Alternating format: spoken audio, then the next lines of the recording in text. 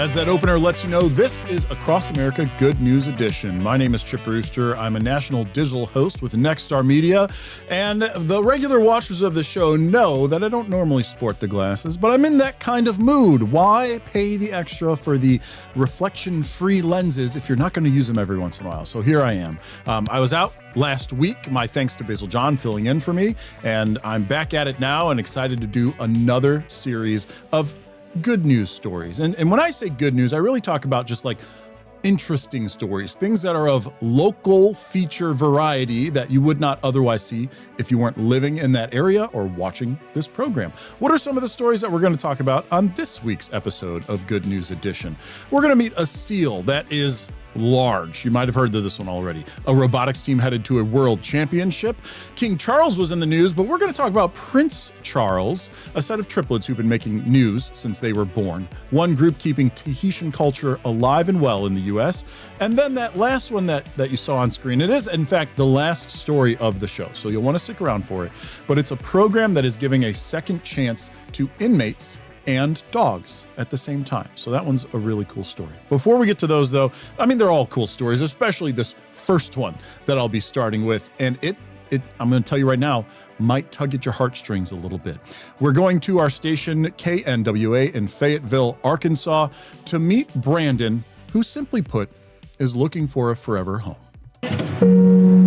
For 15-year-old Brandon, there's one question he can't shake. That every time they talk to Brandon, he asks how many more days until I get a family. And right now, there's no clear answer. And that just broke our hearts. And so that's a big part of our mission, is not just to advocate for these kids and advocate about adoption, but, to build hope, because we don't want Brandon losing hope. And we would give anything to be able to say, there are 2 more days, buddy. They're just, hold on, That's not the case, and we don't know that. Candace Gerber with Project Zero says he's been waiting nearly a year. He joined our art gallery almost a year ago. And what he's hoping for is simple. He's not looking for a rich family.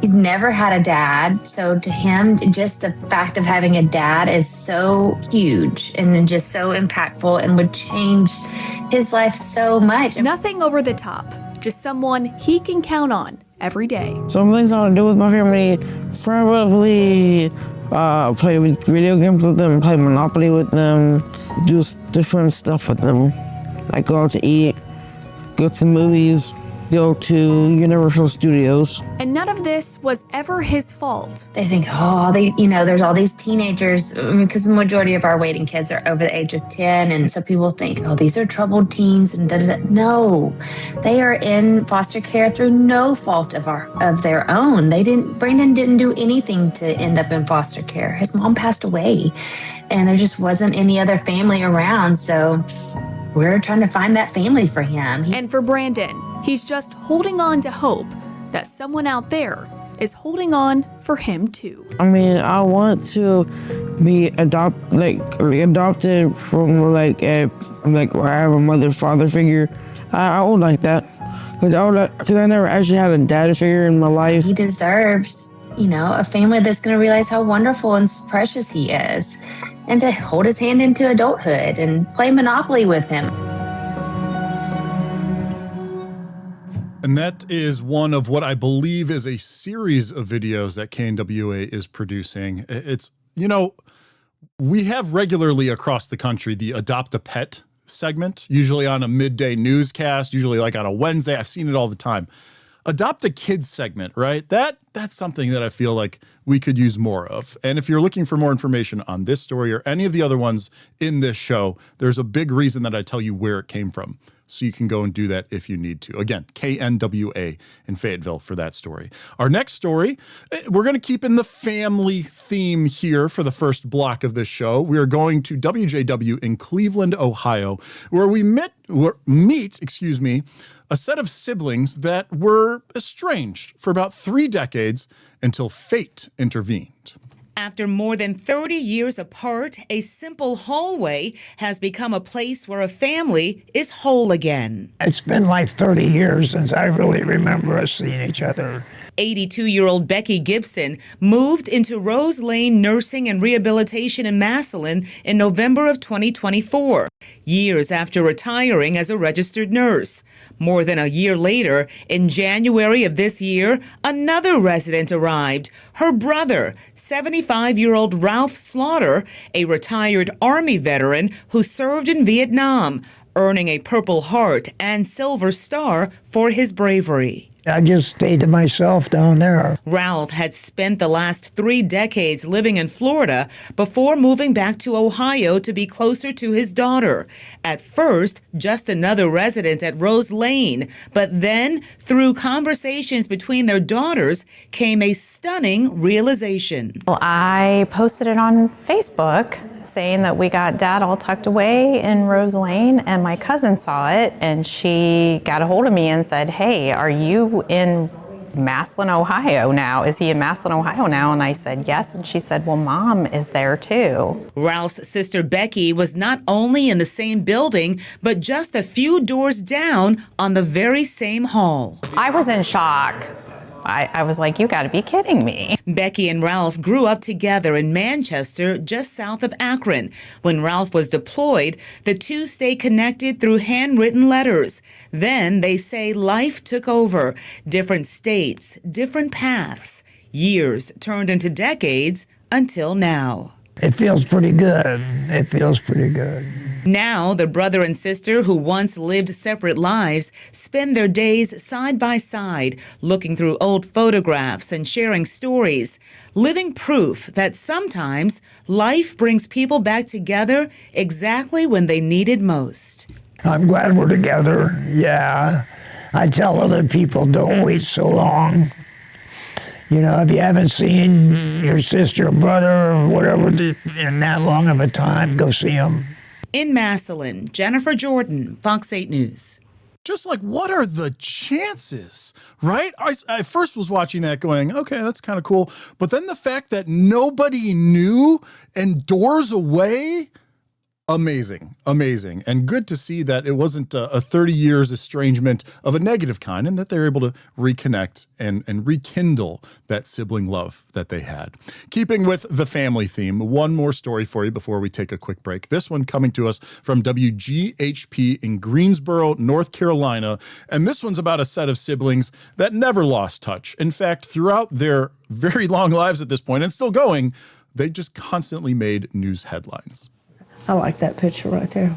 Memories of a bond.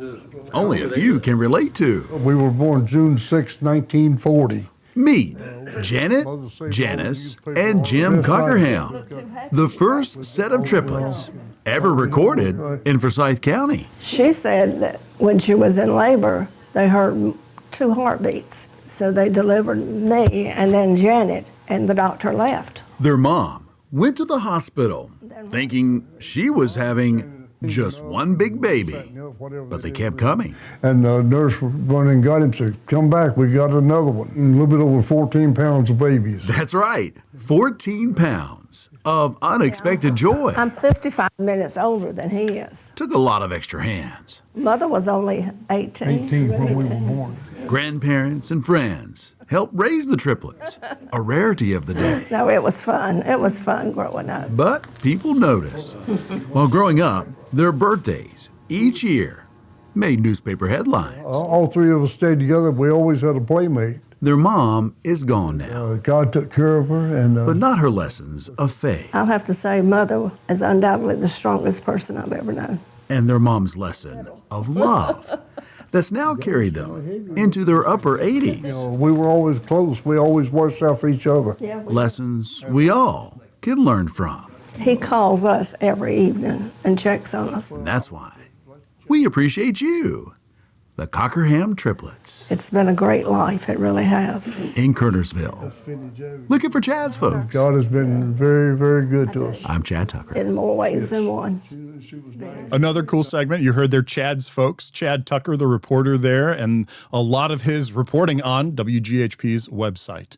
That is the first block of stories. I got all the kind of family ones in there. And we have got more feature stories to talk about on Good News Edition. When we come back from the break, King Charles Charles was in big headlines this last week when I'm recording this, but our first story will be about Prince Charles and a different time he visited the U.S. Stick around.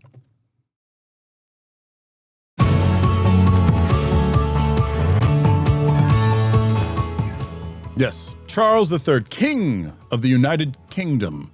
He wasn't always king. In fact, very recently, in relative terms, right, his mother held that position as queen, the monarch, rather, for a very long time. And while he had his first visit, second ever of a monarch, his mother being the first, to the U.S. within this last week, it was not his first official trip to the U.S. And our station WCBD in Charleston, South Carolina, while all of that stuff was happening up in the D.C. area, they brought us back in time to a younger Prince Charles and a visit that he paid to Charleston.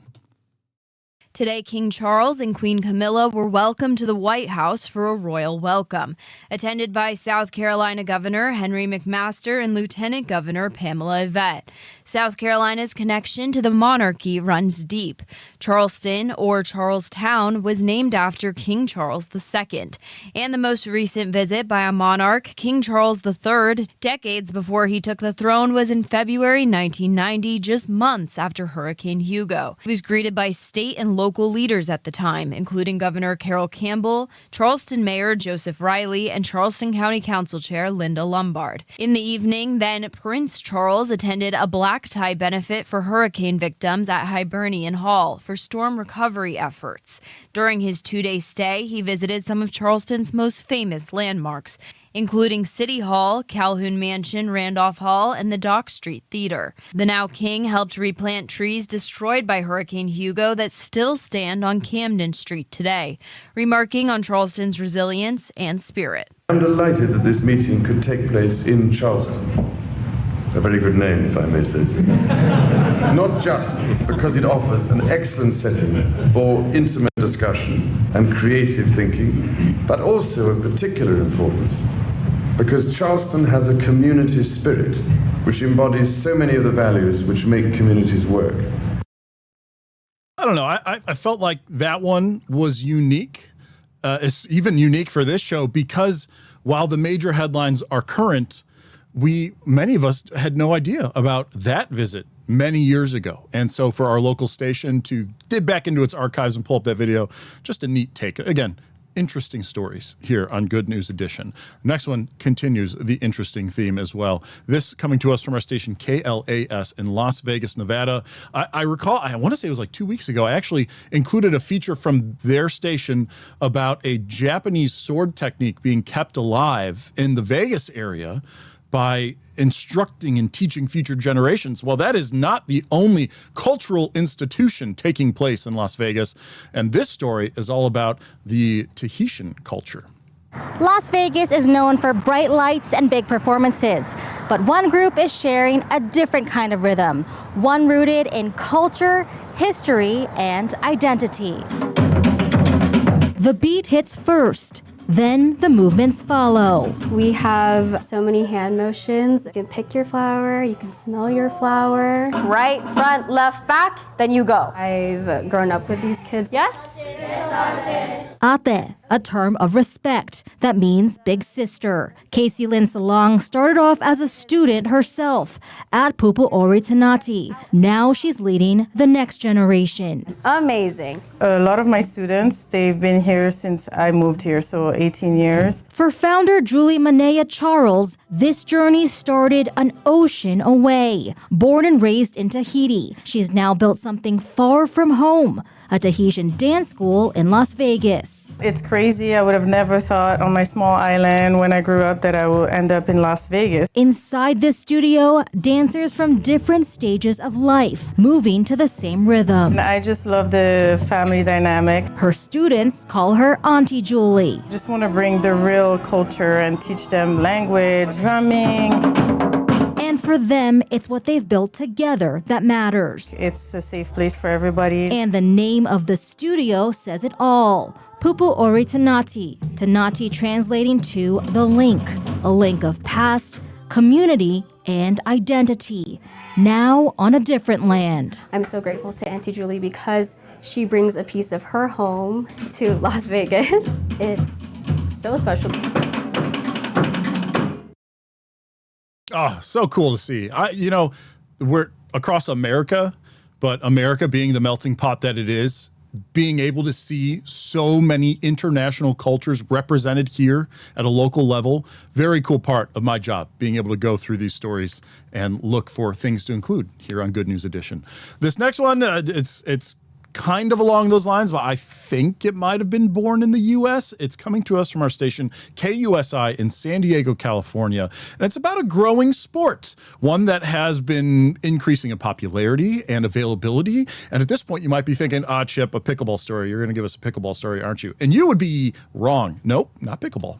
Believe that pickleball is the fastest growing sport in the country. But No, believe it or not, it's disc golf with That's almost right. twice as many people participating. And right here at MYRTLE Field is one of the oldest disc golf courses in the country. My owner, Alex Pearson, his dad, who goes by the nickname Snapper, actually saw that it was doing good, really liked the sport, and talked to the city about putting a pro shop and making it a permanent feature.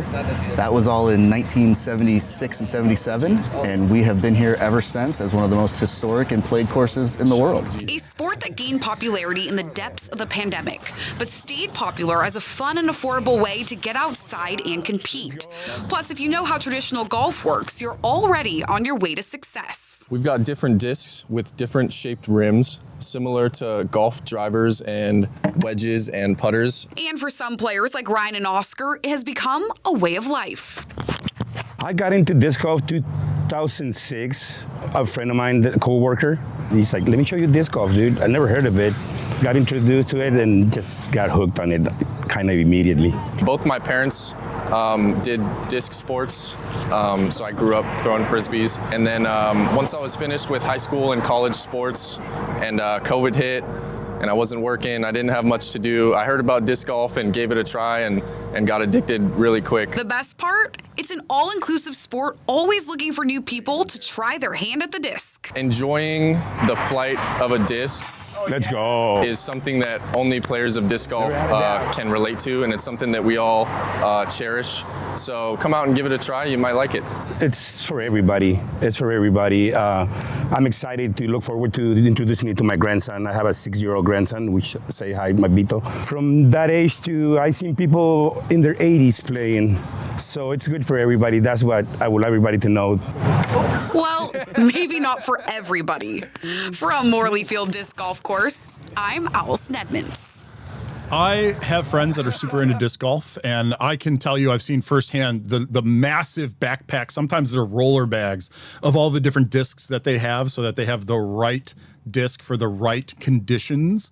And let me just say, Allison didn't say it, but some people can be a little off-put if you ever say frisbee or frolf. So just a heads up, if you're going to get into the sport, disc golf. Yes, disc golf. We have to take one more quick break, but when we come back, we've got a couple of animal stories for you. I got some good ones this week, as well as, if you remember from the beginning, a story all about robots. It's going to be quite the way to end the show. I'll see you on the other side.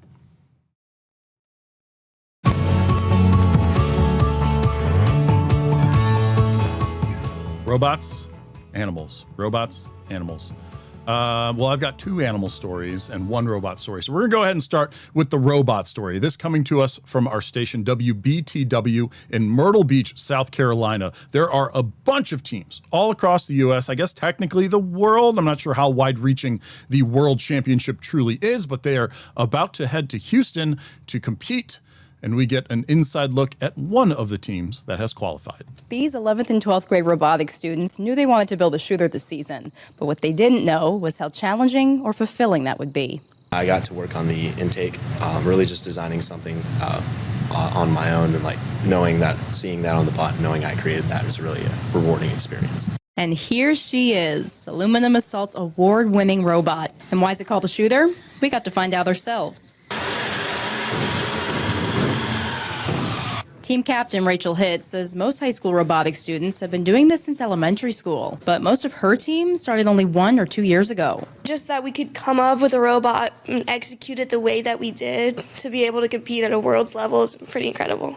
Lead mentor Matthew Vaness says Team 1287 placed first at 2 qualification matches and won an event in Hartsville this season. Now they'll represent the Academy and South Carolina and Houston at the Robotics World Championship. But the team needs donations. Vaness and mentor Mindy Penn told us it'll cost about $35,000 to bring 20 students to Worlds. They deserve this. They've worked extremely hard throughout the season, late nights, weekends. Aluminum Assault says they're nervous to see their competition in Texas. But what's better than winning Worlds? Being on this team. Dad kept me in line, and I'm really grateful for both of them. I'm grateful for Mr. V and Mrs. Penn. The World Championship is April 29th to May 2nd, so best of luck to Team 1287. In Horry County, Skylar Musick, Fox Morning News. And I'm recording this on Friday, May 1st, because I take a look at the week that was, which means they're hopefully in Houston right now at that competition. So to that team and to all the teams competing, good luck. Great stuff, what you've done to get there. Congratulations on just making it to that World Championship. Next story. So I said that I had 2 animal stories. This one does involve dogs, but in reality, it's also a story about people. It's coming to us from our station WGN in Chicago, Illinois, and it takes a look at a program inside of a prison that's helping both the dogs and the inmates. Pretty puppy. It's been one of the few bright spots in my life so far. Even though I'm in jail, but you know, it's still pretty great.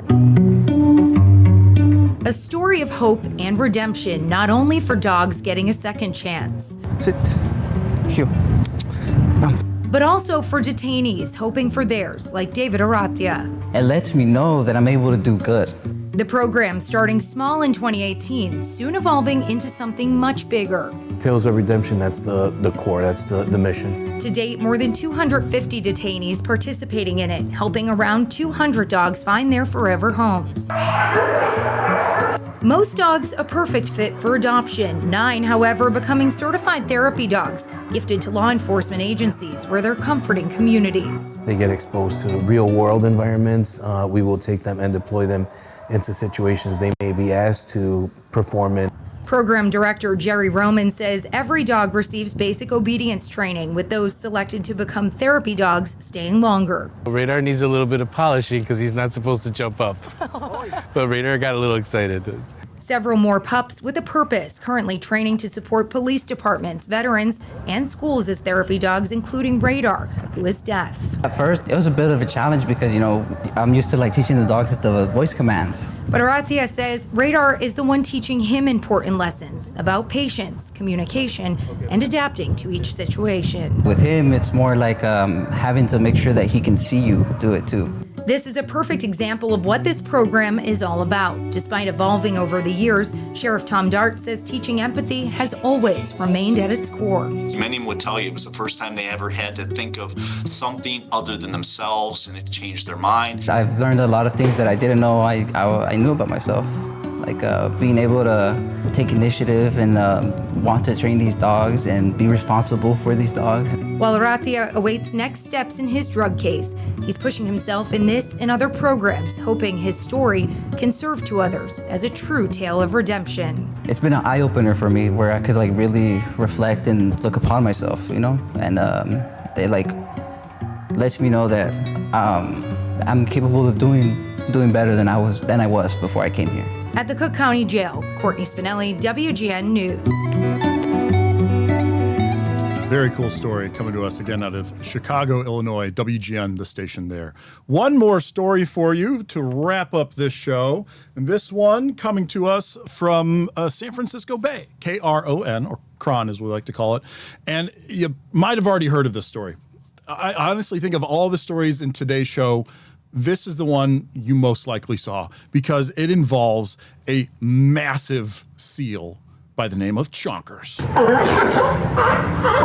Barking sea lions are a regular sight in San Francisco's Pier 39, but there's one star among them making a big splash. I apologize. I wrote seals. I said seals, and I didn't clearly listen to the story enough. Sea lion. Sea lion, I have to admit mistakes when they happen. So ignore the text on the screen and what I just said. Listen to the reporter in the story. Let's get back to Chonkers, shall we? Barking sea lions are a regular sight in San Francisco's Pier 39, but there's one star among them making a big splash. Chonkers the sea lion drawing in crowds of admirers from all over the world. It looks ridiculous, just the size of him, the way he's just sitting there posing and just telling everyone to look at him. It's wild. It's very big. It's very big. Like a pig. It's very interesting. Very interesting. Why? I never see in China. I never see in China. When the stellar sea lion flops himself onto the dock, his much smaller California sea lion buddies scramble to get out of his way, and they're not the only ones blown away by his intimidating size. I don't know if I would want to cuddle with him. He looks like if he rolled over me, I'd probably be dead. It's incredible. I've never seen anything like this before. Probably 3 or 4 times a normal sea lion. Mm-hmm. Massive, absolutely massive. Wildlife experts say this social media sensation weighs close to 2,000 pounds. Chonkers can be found among the dozens sunbathing at the popular tourist attraction, resting their flippers after a long day of fishing in the bay. I love them. I come out here and I make sure to run around the pier so that I can see them every morning. I call them the boys. The harbor master says Chonkers only shows up every few years, so this is a rare occasion that typically only lasts a few weeks. Gigantic. I've never seen anything like it before.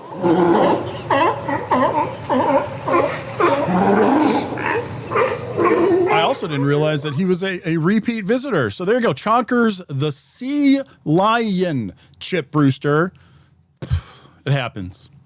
But now you also know I don't script this, and I very much do this as live as possible when I'm recording it. You get authentic me, including my mistakes. But that's what makes this so gosh darn fun. Guys, that's going to wrap it up for this week's episode of Across America Good News Edition. We keep this going every week, even when I'm out. Basil or Pilar fills in, so we appreciate you watching right along with us. Until next week, I'm Chip Brewster. Take care.